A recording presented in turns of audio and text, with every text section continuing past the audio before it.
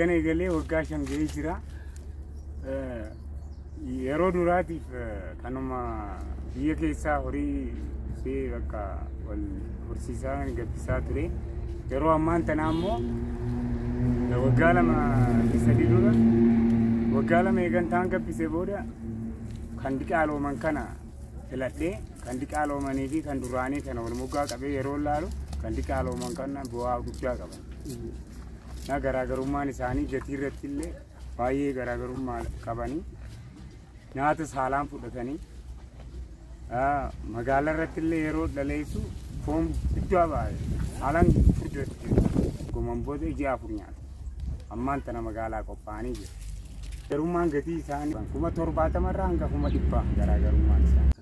Bu'aan argadhe baay'ee nama gammachiisa. Baay'ee jireenya kiyyaaf ciccireen jira. Maatii godhadheen jira. Mana ijaarradheen jira. Magaalaa irratti illee mana ijaarradheen jira. Cirootti baay'ee nama gammachiisa. Ammayyaatiin gabbisuutu jira. Amma isa aadaan gabbisnu san namni waggaa 2 nyaachisa. Waggaa 2 nyaachiseeti qarshii 250 gurgura. Inni sun immoo baasii isaatii fi wanni inni nyaachise sun waliin gitu karaa aadaa sanii gizee gabbisuu jechuudha. Amma hubannaa ogeeyyii qonnaa sadarkaan jiruu fi dakatti ogummaa godhamee deeggarsaa kan namaa tureen yoo kam xiqqaatee namni bu'aa harkatuuf kan dalaguuf jechuudha. Inni amma tokko gabbisa gurguraaf ni dhiyeessaa, lammata immoo ittiin qotata ooyiruu isaa jechuudha. Ooyiruu isaan qotataa waan lama itti dalagaa jechuudha. Oomisha isaa ittiin qotateeti oomisha isaa ittiin oomishataa jechuudha. Lammata immoo akka galitti gabbisaadhaan ittiin jiraachaa jirra jechuudha. Isa kana immoo waggaa tokko waggaa 2 nyaachisa aadaadhaan.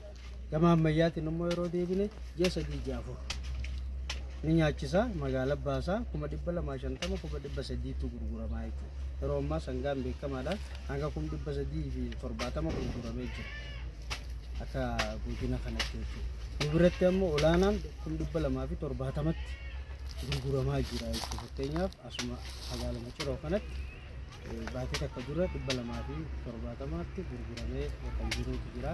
Ragaanis ni qabna waan ta'eef isa kana fakkaataa jechuudha. Amma araashileen amma irraa sitti ilaalleen bifa lama tokko kanuma duraan jiru kanuma aadaadhaan bitamee gurguramu jechuudha. Inni adiileen lameen laaltan kun ka hojii duula AItiin hojjetamee dhalatamanii jechuudha.